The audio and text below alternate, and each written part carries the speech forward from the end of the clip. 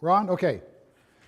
So last week, we spent some time talking about the relationship between the poetry of different Western Semitic cultures. Specifically, we looked at Ugaritic versus Hebrew poetry, and we saw that there was some relationship between those two things. Does the relationship represent a plagiarism, where they just brought it over and the Hebrew guy said, no one knows about this, I'll just put my name on it and change Baal to Yahweh, and it'll work out fine? Yeah, that's not what I believe, okay? Now, that's what some philologists believe. Philology is the study of ancient languages and words and such. Whenever I get into some mood like this that I'm in, I always want to go down rabbit trails and talk about the philologist Dahoud that the theologians don't like very much. I promise not to do that. I have several anti-Dahoudian papers here, though, if you want to have that conversation. So why is there a relationship between these various inspirational writings of these different Western Semitic languages? Why? What's going on here? We had that discussion last week. Does anybody remember any, and it's okay if you don't, I'm not that memorable, but does anybody remember or can think of why there might be a relationship between, say, the Hebrew Psalms and the Ugaritic texts? Any ideas on why that might exist? So they're similar cultures. So the languages which are similar, they're both phonetic, consonantal-only alphabets. They have a very common structure, and so it's natural that there would be common word origins like El for God, for example. And that in some of the literature then, you would address El directly. You would sometimes refer to El, like Norma went to the store yesterday, referring to Norma, or Norma, go to the store right now, which would be a direct, right? That's called a vocative. When I say, Norma, I want you to, I'm speaking to Norma, that's vocative. And so some philologists, where they see a vocative El, or addressing God directly, they say, oh, look, Hebrew must have got that from Ugaritic, because it's in an earlier well, maybe not. But if we think about the Zetzun Laban, how it sits in real life, what are some ways that we might use that kind of crossover between, say, secular language and religious languages? What might we use that for? We do it in music all the time. So we do it in music all the time. And we had that discussion last week where secular music is adopted by Christian artists in order to bring some concept from secular into Christian. And last week I took one step back from that, if you recall, and I said, well, I think what's really going on here is the apostate Israelites, the Israelites that have gone after other gods, are being called back by adopting the language that's in the text of those other gods and applying it to the true God. Okay, I suggested that, and I talked about, children that sometimes have left the faith and how to reach them. So then, how is godliness, how is that different than godliness? Small g, godliness. Remember last week we had the discussion about, well, why would somebody become an idolater? What's the benefit in idolatry? Remember we had that whole discussion. And somebody said, we talked about the pros and cons. You can pick the gods you want to pick. That's and you can move on if you don't like that one. But there's another advantage that we didn't touch on last week, and it becomes very, very clear if you look at the texts of the idolaters versus the texts of those who worship the God, that there's a great reluctance to use the name, the personal and holy name of God. And in the writing where that occurs in Scripture, the word Lord appears instead. They just substitute it because they don't want you accidentally to say that name. But in idolatry, their name's on everything, right? And we talked about how Baal defeated the sea god Yam and how that's used in worship a lot. Another thing we touched on here is under the cons. Remember the cons of, well, what's the pros, what's the cons? What's the cons of having a lot of gods? You got to keep them all happy. So in class notes, there's, you know me, about a page-long footnote in the class notes from the Kirat cycle of Ugaritic literature, where King Kurat failed to keep one of the gods happy, and it didn't end well for him. In fact, in this story, and you'll see it referenced in the footnote, even El, he was cursed with a sickness by one of the gods, and it was a sickness that even the great god El could not cure. So El did a workaround by creating another god who did have the power to cure. Didn't say it made sense, okay? So the difference between godliness and godliness, I want to look at the Uma Elish as sort of a case study, because last week where we left it, there was a little bit of a, gee, I wonder if this is plagiarism. I wonder if they really got inspired. See, my point was the error of idolatry inspired the psalmist to write something about Yahweh to compare idolatry to God. Okay? And in fact, in some cases, adopted their very poetry and attributed it then to the Lord Most High. And then remember the ending of that, the 29th Psalm, how that ends? For God is a God of peace, and does this sort of zinger at the end. The Enuma Elish, Elish rhymes with Hellish, is how to remember how to pronounce that, is the Babylonian creation myth. When I was in high school, I learned, right, that the Hebrew creation account was actually a retelling of the earlier Babylonian creation account. And when I was in high school, if I had cared to label myself, I would have labeled myself as an atheist. I just didn't care about gods one way or another, right? Which is, I think, the true atheist, not somebody who's against God. But okay, so I just accepted that. And the difference between then and now, between 1972 and now, was now you can get copies of this stuff online. So it came up as I was writing a commentary again about this. I said, well, I'll just read it. I'm curious, did it really come from that? And in a sense that illuminates what I'm talking about in Ugaritic poetry, I think it kind of does. Because here's the way the Uma Elish unfolds the Babylonian creation myth. If you want to know how the world came into being, there was the great god Apsu and his consort Tiamat, and they mingled their waters and produced the gods. Now, Apsu had a lot of work to do. He was all alone in doing this work, so he wanted to have children in order to help him with the work. But Apsu's children, all they cared about was partying all the time. And it wasn't a matter of just they wouldn't do their work. They kept him up at night, so he couldn't get any rest. So Apsu says, look, Tiamat, we made a mistake. I'm going to kill these gods that we made. Well, Tiamat, their mother, didn't think that was a good idea. So she told her children what Apsu was planning to do. And so what did the children do? Well, they murdered Apsu, right? And so later on in this, because why? Because they were lazy, and Apsu wanted them to get to work, and he was irritated that they were keeping him up at night. This is the story. Now, if you don't believe me, there's actually two different copies of this account on the back table. One account is simply the unabridged translation. A separate translation is the unabridged translation, but told in narrative format. You'll see that those two things are slightly different. If you want to research it, you can. Okay? So later on, after Tiamat's, sort of husband Apsu is murdered by the children, then Tiamat goes to war against the gods. And the gods fashion weapons in order to use in the war against Tiamat and the monsters that she creates. And those weapons are what? Right, they're lightning bolts and thunder.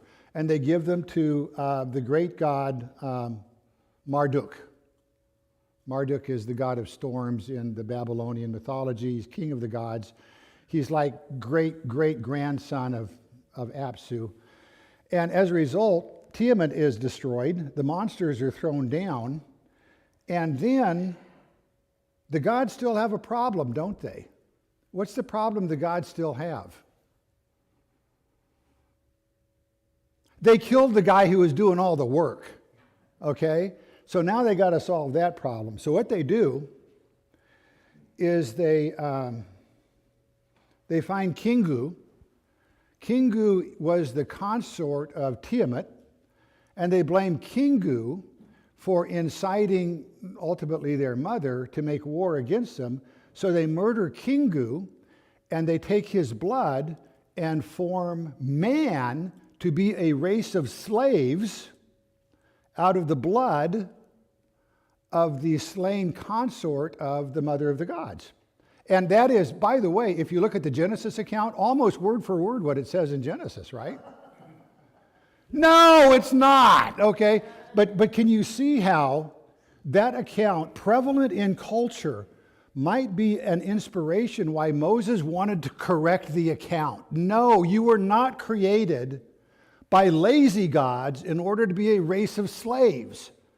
You were created by a loving God, not in somebody's blood, but by the breath of his own mouth in order to have fellowship and dominion with him. So is there a relationship between the Elish and the Genesis account? Well, I think there is. But I don't think it's a relationship of, well, I took and changed some names around and so I got this. It's more of they were inspired by the disgusting errors of what was going on in order to get a true account so that the people would understand why they were here. And in talking about all of the Ugaritic literature last week, that's what I wanted to get to, but I kind of didn't want to just say it, right? I wanted us to get to it together. Now, also last week we talked about 1 Kings 9, 6 to 10. This is where God approves of the temple that Solomon built. And what he said in 9:6 is this: "But if you or your sons turn away from me and do not observe the commands and the decrees that I have given you and go after and serve other gods and worship them, then I will cut off Israel from the land. I will reject this temple that I have consecrated for my name. Israel will become a byword and an object of ridicule among all of the peoples. And though this temple is now imposing, those who pass by will be appalled and will scoff." Okay? And we'll come to why that's important in the Psalms in just a moment. We then looked at 1 Kings 12. This is where Jeroboam decided, hey, I can't let my people go up to Jerusalem to worship because then they'll follow Rehoboam and then I'll be in trouble. I need to keep them here. So what he did is he set up a couple of places where they could go worship the Egyptian cow gods. Because after all, northern Israel, you wouldn't want to go and worship Baal, right, who's already pretty well established. So we'll bring up the Egyptian cow gods.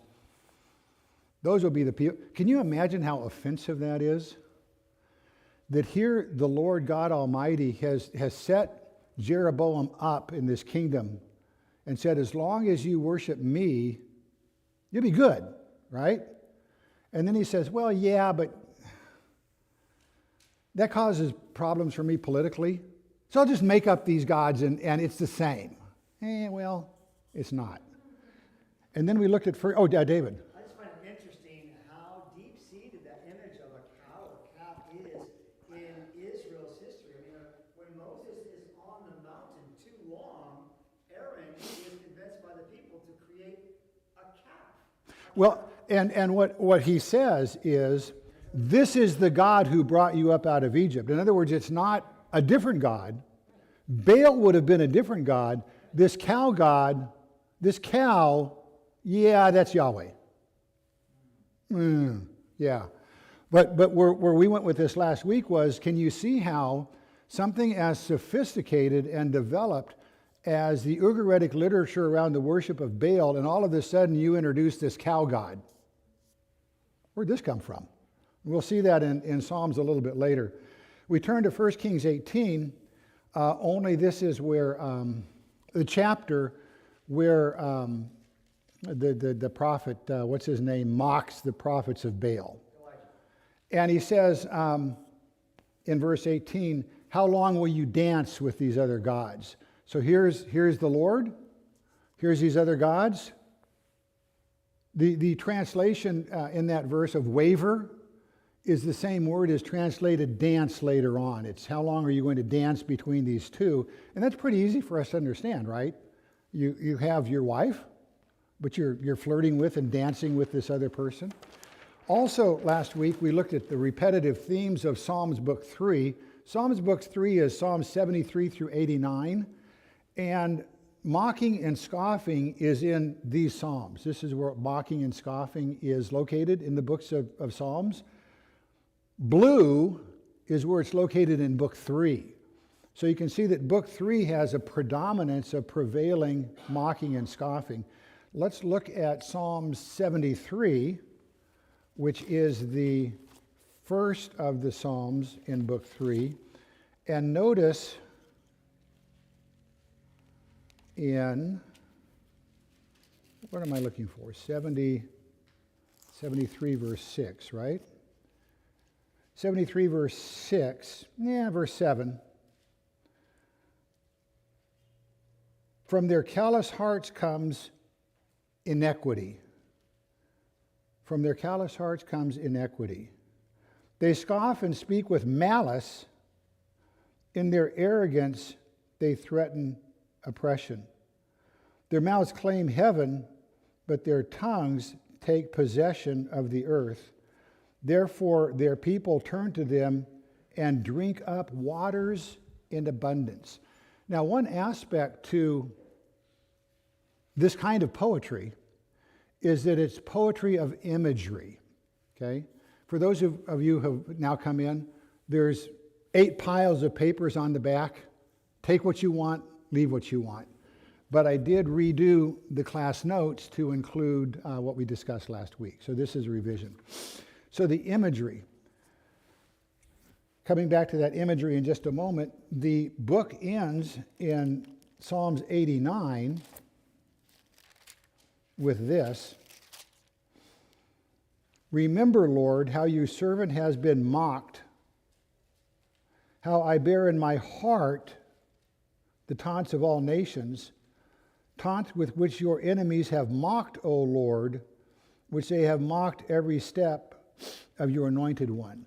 So mocking is what I see as one of the themes of Book 3 of Psalms.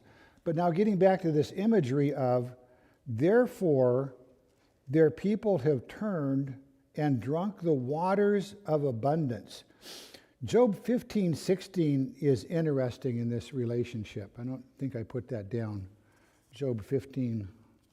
I may refer to it later on. Job 15:16. Job 15:16 says, the vile and corrupt drink up evil like water. The vile and corrupt drink up evil like water. Compare that to this verse. Their mouths lay claim to heaven. Their tongues take possession of the earth. Therefore their people turn to them and drink up waters in abundance. So the concept of the drinking of waters in abundance. So 2 things about this is how much mocking and scoffing is emphasized in Book 3 of the Psalms. And then the symbolism of drinking up evil as though it's water. So let's get into the Psalms text itself. We've spent enough time flirting around with this. So my assigned text actually starts in 79. So I thought what might be best is to just read through this, pausing to make some odd commentary or two, and then have whatever discussion at the end. Now, certainly if you want to interrupt, feel free. That would be a sign that I'm being really boring and you need to interrupt. So let's start with 79. O God, nations have invaded your inheritance. They have defiled your holy temple. What does that sound like? They have defiled your holy. Sounds a lot like 1 Kings, doesn't it? Sounds like what God said was going to happen if you went after other gods. They have defiled your holy temple. They have reduced Jerusalem to rubble. They have given the dead bodies of your servants as foods for the birds of the air and the flesh of the saints for the beasts of the earth. It's interesting here. They have reduced Jerusalem to rubble. In the Hebrew, the imagery is they've defiled the temple and they've reduced Jerusalem to a pile of stones. However, again, as we've seen before, in the Septuagint, it translates, you have made Jerusalem an opoporufolukutan. And if you think I'm going to spend any time trying to figure out how to pronounce that word, you give me more credit than I'm worth, okay? But what this word literally comes from is sort of a conflation of the word fruit plus guard plus hut. So in some sense, where the Hebrew translates this psalm, you have made Jerusalem a pile of rubble or a pile of stones. The Septuagint says, you have made Jerusalem a fruit guarding hut. And then you can puzzle over that. What a fruit guarding hut? What in the world is that? Well, ultimately what I thought about in that, y'all remember what a brush arbor is? It's a little shanty made out of old sticks and things that were lying around. 50 years ago, almost exactly, I was teaching Bible under a brush arbor on an Indian reservation. And yeah, hey, I can teach it here, and we can be streaming video and recording and sending it out to the world, or I could be standing under a brush arbor. Either way, it's teaching God's word, right? So we have this wonderful temple that God ordained and said, hey, I anoint this place to be my name as long as you don't use it for other gods. We're good. And then it wasn't.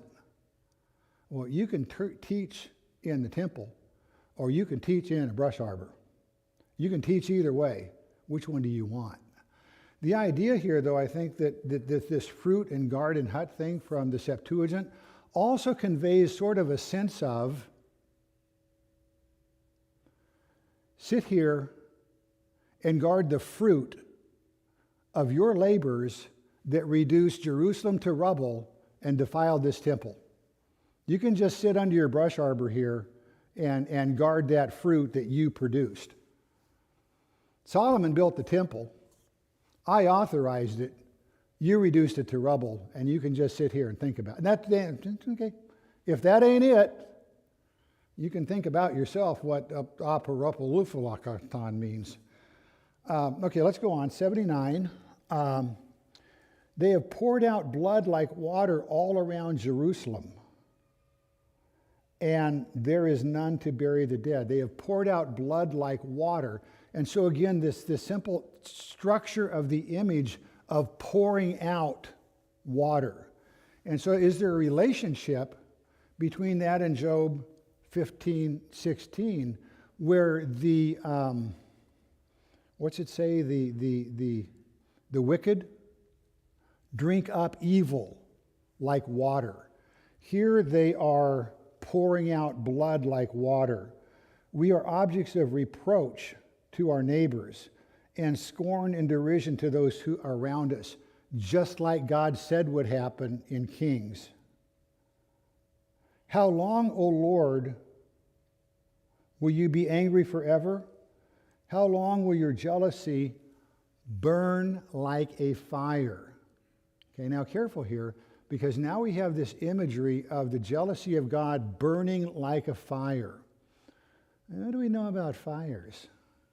Zetsun Laban, right? Once you start a fire, you don't put it out, it's going to burn its course. And you might not want it to. That's kind of too bad. You should have thought of that before you started the fire. Does anybody remember the fire up in Paradise? Had anybody been to Paradise right before that fire started? Yeah, I had. And all around Paradise, there's a wooded area. Dead brush was stacked waist high everywhere in Paradise. It wouldn't take a rocket scientist to figure it out if this 10-year-old dried brush stacked this high, if it caught fire, what was going to happen. Okay? And once it did, there was no putting it out. And so you can lament and you can want something to happen, but it's going to run its course. It's not going to happen, immediately. So then we have this imagery of God's jealousy burning like a fire. And what do the people want? Pour out your wrath on the nations that do not acknowledge you, and on the kingdoms that do not tell of your name, for they have devoured Jacob and destroyed his homeland. In other words, here's this fire of God's jealousy burning, and so what do they want? Pour out your wrath on the nations. Is that going to put out the fire by pouring something on it? Well, they're going to pour out God's wrath on the imagery of this fire. And then in verse 8,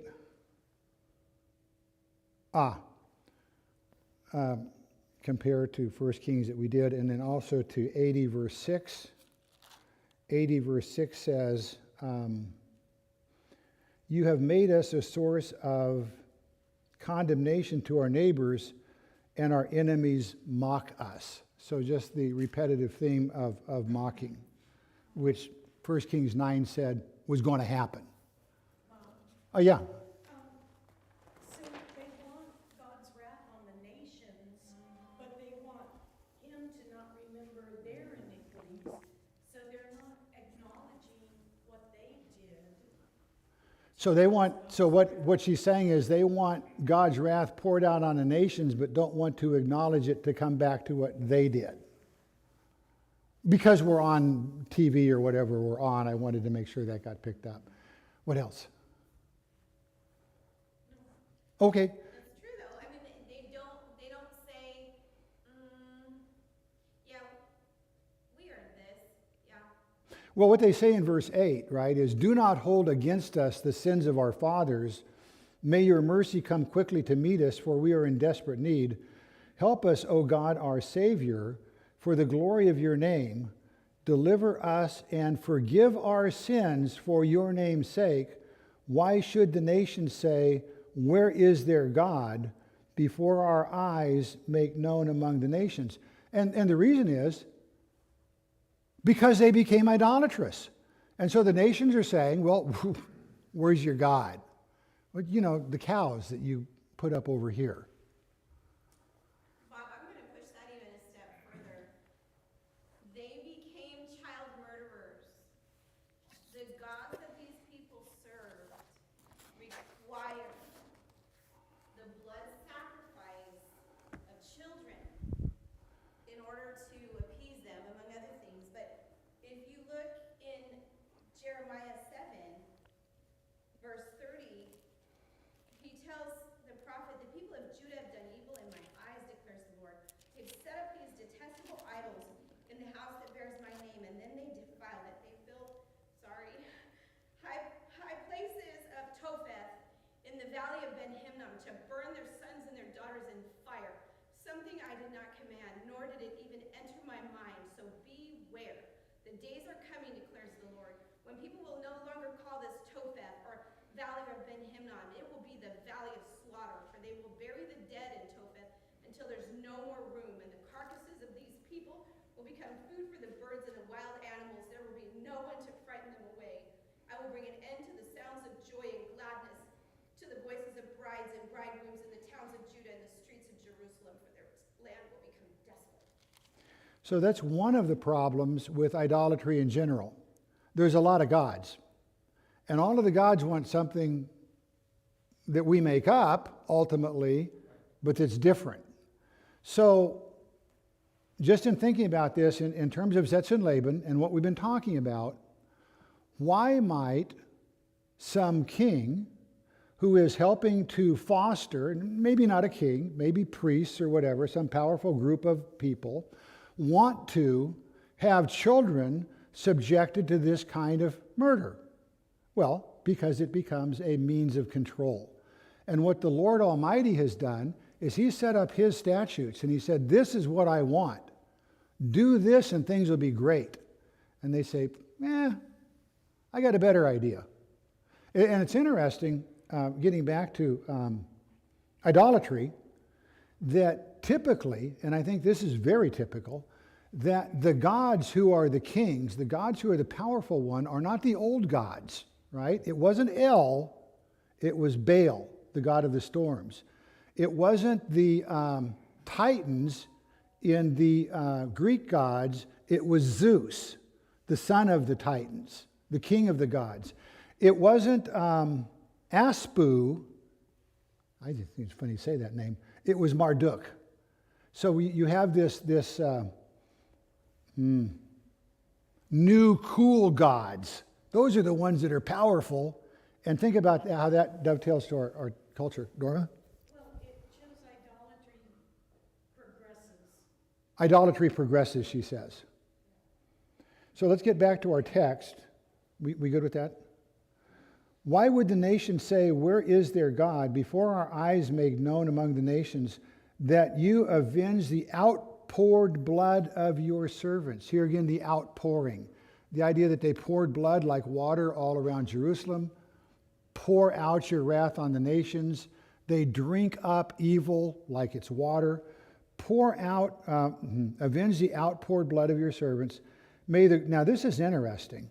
May the groans of prisoners come before you by the strength of your arm. Preserve those who are condemned to die. Does anybody else have a different reading in their Bible at this text under preserve those who are condemned to die? Or is that pretty much how everybody reads that? Because that ain't what it says. What it says in both Hebrew and in the Septuagint is preserve for yourself the sons of the dead. Sons of death or sons of the dead is 79:11. Those condemned to die, it actually reads, not just preserve those who are condemned, it says preserve for yourself the sons of the dead. Is that a difference, or is that just poetic language? Is there a difference between, oh Lord, preserve the people who are condemned to die, versus preserve for yourself now the sons who are dead? Now clearly there's a difference in meaning there. I guess the difference is, so what? In one case, you're preserving somebody who's condemned. In another case, you're preserving for yourself the sons of the dead. And here in dead, there's not necessarily just the relationship that no longer breathing, right side of the grass, but because of what they did, they are spiritually dead. So preserve, remember, verse 8, do not hold against us the sins of the father. The idea that there's this spiritual death, the sins of the father, they're spiritually dead. Don't hold that against us. Okay, preserve us for yourself is what comes out of the reading of this particular verse. Pay back into the laps of our neighbors 7 times, again, the reproach that they have hurled at us. Then we, your people, the sheep of your pasture, will praise you forever from generation to generation. We will recount your praise. Notice that there is this transition between 79 and 80, where the Psalm 80 comes up with, hear us, O shepherd of Israel, you who lead Joseph like a flock, who sit enthroned between the cherubim and shine forth. In the temple of this time, there's 2 cherubim that are in the most holy place of the temple, and their wingspans spans the whole temple. So that's the imagery here, that God sits enthroned between the cherubim. But notice the connection between shepherd versus shepherd.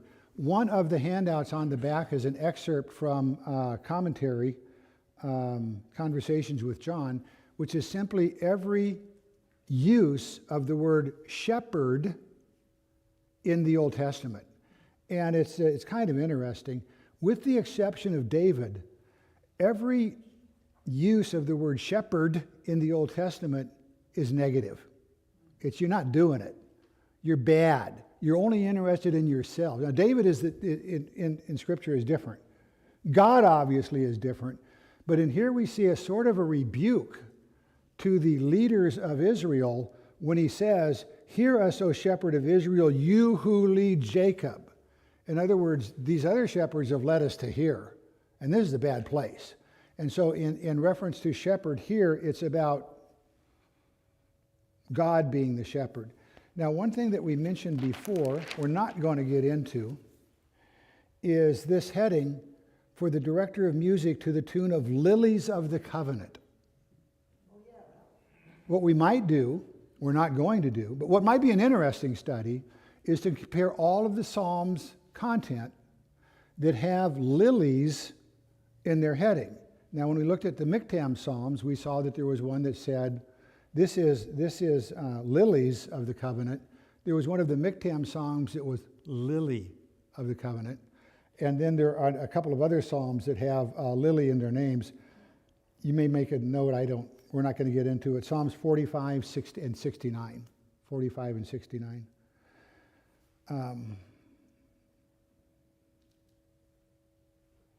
80 verse 6. So hear us, O Israel, who led Joseph like a flock, who sits enthroned between the cherubim and shines forth before Ephraim and Benjamin and Manasseh. Awaken your might, come and save us. Restore us, O God, make your face to shine upon us that we may be saved. O Lord God Almighty, how long will your anger smolder against the prayers of your people? How long will your anger smolder? We saw the jealousy of God burning like fire. Here we see the anger smoldering against the prayers, so that in the temple there was an altar of incense. And the altar of incense, the incense rose up as prayers before God. And so you have this imagery of smoldering and of God being against the prayers of the people. You have fed them, this is beautiful. You have fed them with the bread of tears.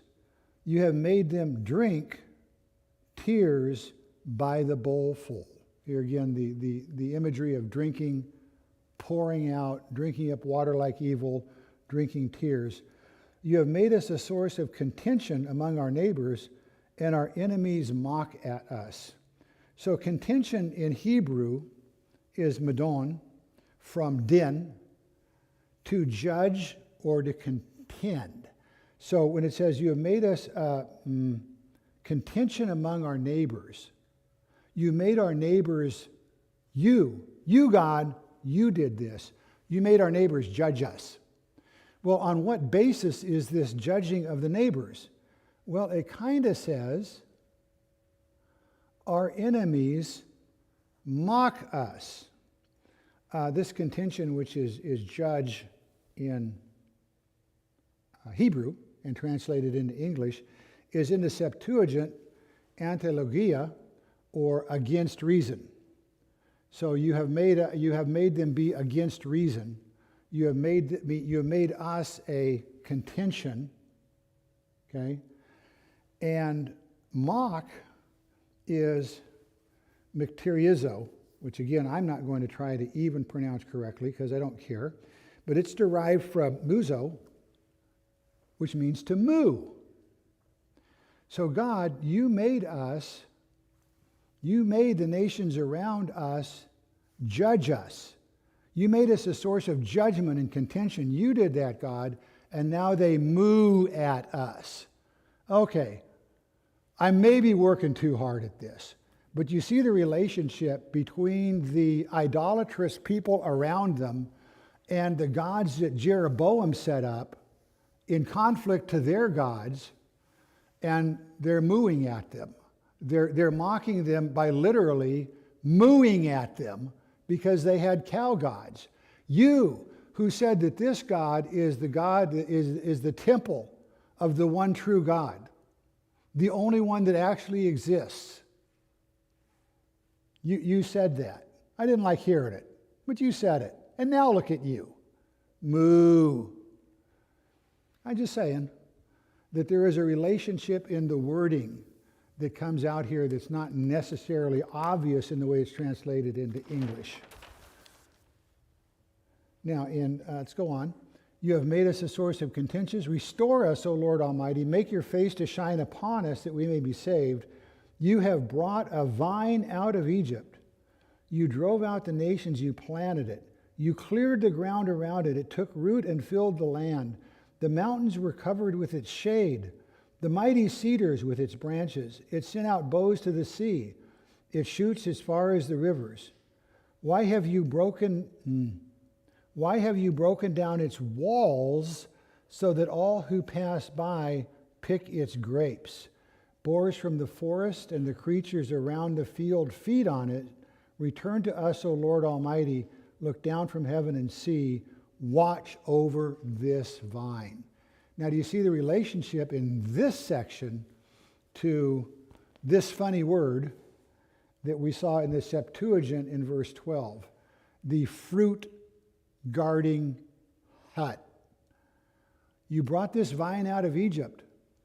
Why have you let the walls be torn down so that any animals can come in and can forage? Why did you do that? Well, they said why, right? But you see the relationship then back to 79 verse 3. Aporofulakachon. Sorry. And 11. My people, that's 81. We'll get to that. Watch over this vine, the root your right hand has planted, the son you have raised up for yourself. For your vine is cut down and is burned with fire. At your rebuke, your people perish. Let your hand rest on the man at your right, the Son of Man you have raised up for yourself. Then we will not turn away from you. Revive us and we will call on your name. Restore us, O Lord Almighty. Make your face to shine upon us that we may be saved. Okay? And then what does it say in 81? Sing for joy, O God, our strength. Begin the music and strike the tambourine. So there's a couple of ways of thinking about the Psalms.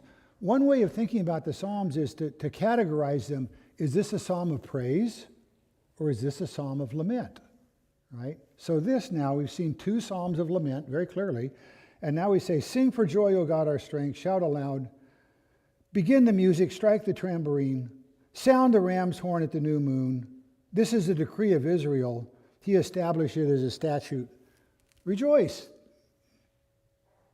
It's not as a consequence of what we've just seen. It's a command because of what we've just seen. So that in all of our circumstances, even though we feel that God may have abandoned us, and, it's not my fault, it's my Father's fault, still, in all circumstances, sing to God. Because then we're going to repeat in verse 6, he says, I removed the burden from their shoulders. Their hands were set free from the basket. In your distress you called, and I rescued you. I answered you out of the thundercloud. I tested you at the waters of Meribah. Hear, O my people, and I will warn you, if you would but listen to me. You shall have no foreign god among you. You shall not bow down to an alien god. I am the Lord your God who brought you out of Egypt. Open wide your mouth, and I will fill it. But my people would not listen to me. Now, very carefully, look at the relationship between verse 11 and 13. But my people would not listen to me. Israel would not submit to me. So I gave them over to their stubborn hearts to follow their own devices. If my people would but listen to me, if Israel would follow my ways, how quickly would I subdue their enemies and turn against their foes? In NIV, those two verses sound very similar, don't they? Verse 11. But my people would not listen to me. Israel would not submit to me. But if my people would listen to me. In the Septuagint, these verses are very different. Verse 11 says that my people would not akuo my phone. My people would not listen to my voice. Now, the difference between voice and just listening, a voice is personal. So when you hear somebody's voice, you know who that is because you recognize their voice. It's very personal. in verse 13, that personal aspect of it is not there. My people would but akuo. My people would but listen. Not listen to my voice, but if they would but listen. And remember what we said about the greatest command.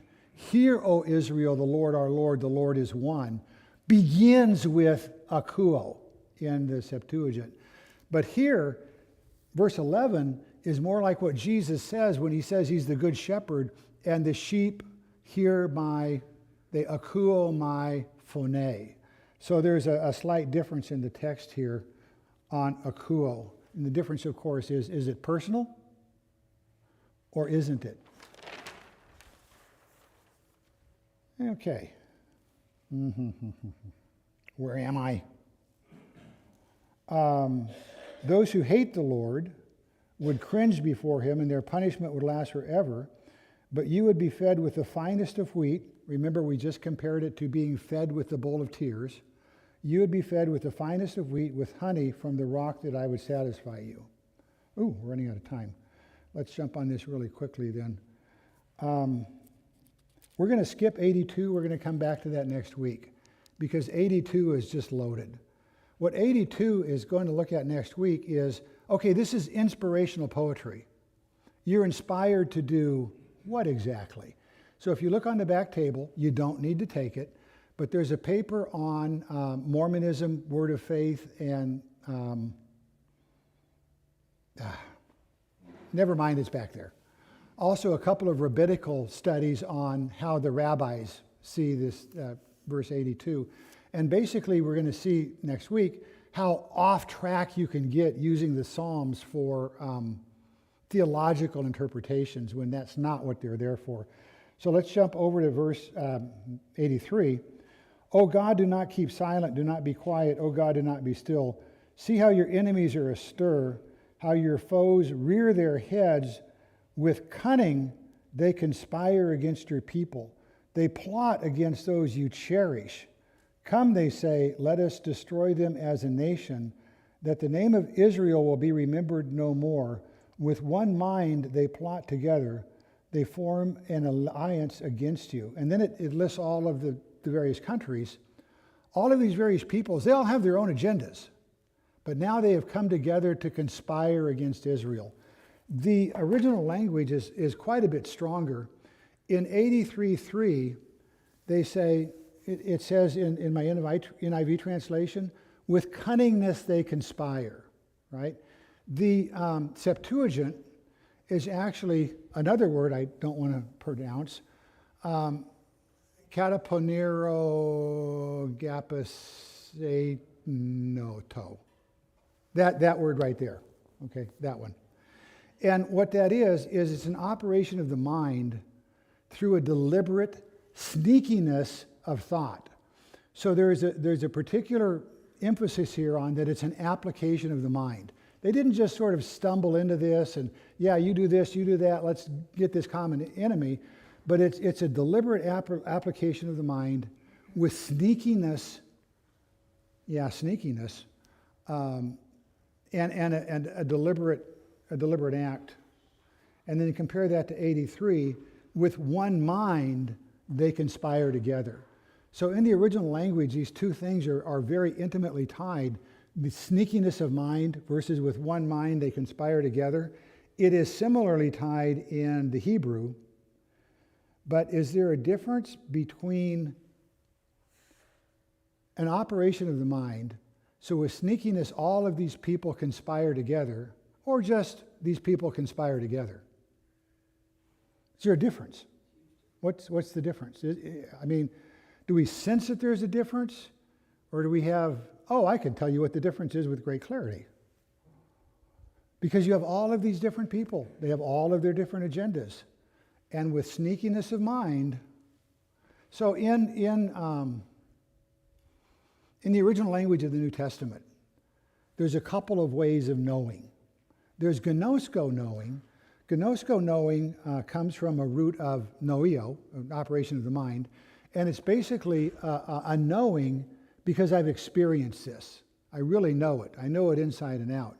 There's also an idea of I don't know it. I know it because I see it.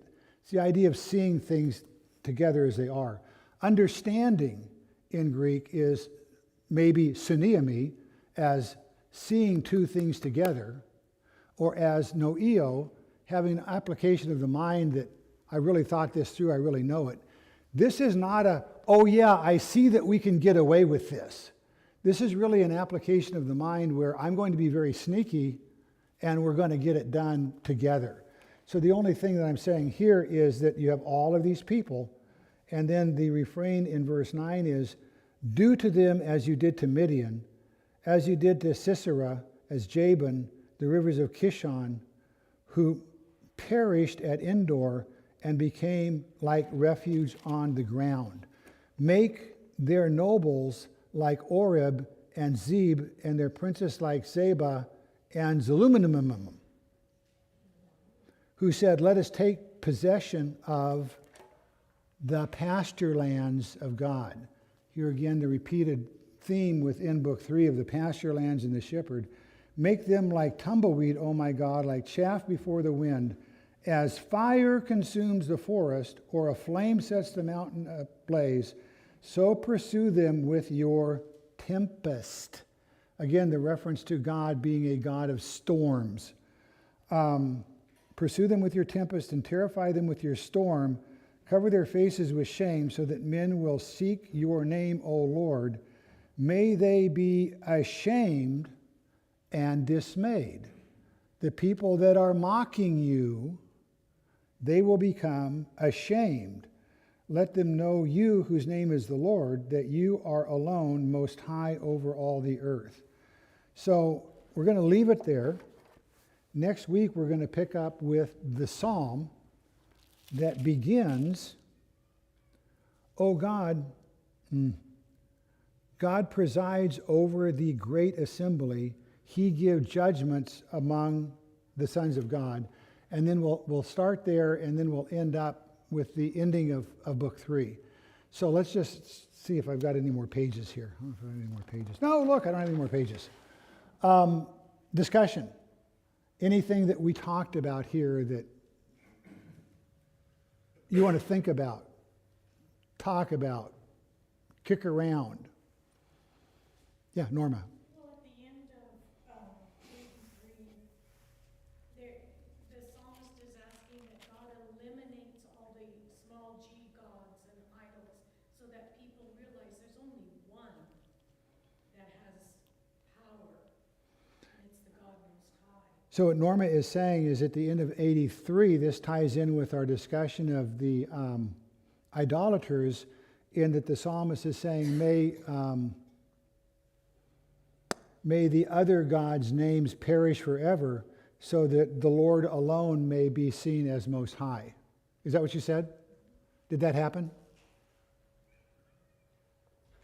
Do we have any altars in Sacramento worshiping Baal? Moloch? Marduk? Yam? Mot? Any of them? Do we have anybody in Sacramento, or I'm sorry, we're not in Sacramento. Do we have any place in Stockton where God's name, the Lord Most High, where His name is still worshiped and revered? Well, here, okay. Yeah, so this actually happened, didn't it? So any other discussion? Thank you, sweetie. I was going to bring up talking about the idols, and we do what Israel did today,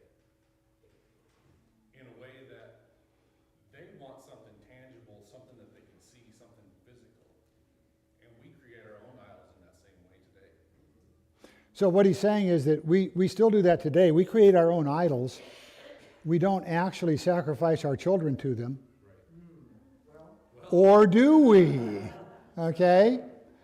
Yeah, and unfortunately, I would love to talk about other people. But it's something that we actually do. Remember that the psalmist and all these discussions about idolatry is not about the idolatrous nations around them. It's about what Israel did when they became envious of the nations around them and sought out idols to bring them the sort of bounty that they see the nations around them enjoying. So, hey, these people up in Ugarit, they got a pretty good life. maybe if we worship Baal, who overcame Yam, maybe we'd get some of that too. We don't have to give up Yahweh, right? Because he's got his place. Just add this on. Yeah. Well, it almost seems like, that they had the real God, the true God, and yet the other gods were kind of a backup plan in case this God didn't come through for them. It's a lack of faith. And we do the same thing today. We've got our gods, but just in case you say, no, I've got this backup plan, but I can do it on my own. We kind of do the same thing. Well, she said that we do the same thing, but let me caution you about something, and not that what you said isn't true, right? But let me caution you about something, and that is applying that inspiration, which is valid that you had, and applying it practically and theologically. For example, I don't think we do this today, but in the past when we were going to hire a minister, we wouldn't pay his Social Security, and we wouldn't pay into his retirement account because he should be a man of faith and believe that God would take care of that for him. Okay.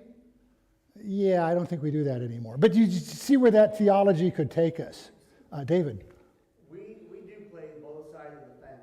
We have a God only or a God and mindset. And many of us, I'll even admit about myself as well, are a God and. I want God and some security. I want God and some answers. So Solomon did that. Solomon remained faithful to the temple. What he did is he set up idols for the foreign wives.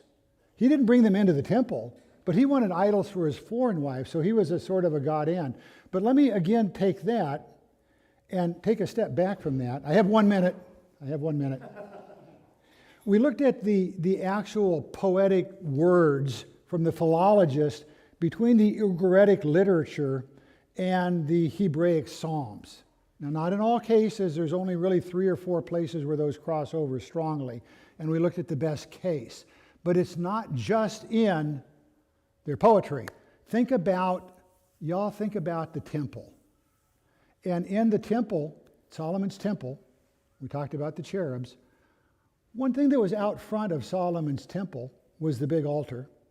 What was next to the big altar? Does anybody remember? We don't talk about it a lot. I didn't think you'd remember. Oh, the sea. You get a star. Yes, the great sea, which is in Hebrew, Yam. The great sea, Yam, stands subdued before the temple of the God Yahweh. Kind of sounds a little bit like Baal subduing Yam. So while we see, we're not going to do God and, we see these images of God and, but these images for God and is not for us to go and take advantage of them. They're for us to see and distance ourselves from that.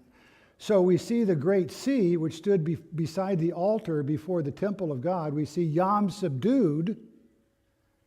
But we understand that great sea was built by the people who cast the bronze tub, right? And so at the same time, our faith, we recognize that, yeah, we do that, but that's not God doing that. And then that becomes a gross sort of thing. So great comments. Any other comments? If you came in late and you want some research papers, feel free to take them. Otherwise, don't worry about it, just if you want to look at it. We're going to look at the 82 next week, and that's really what a lot of those papers are aimed at. The confluence between Mormonism, Word of Faith, and Nation of Islam, that's kind of an interesting paper. Okay, so in count of 3, we're done. 1, 2, 3, we're done.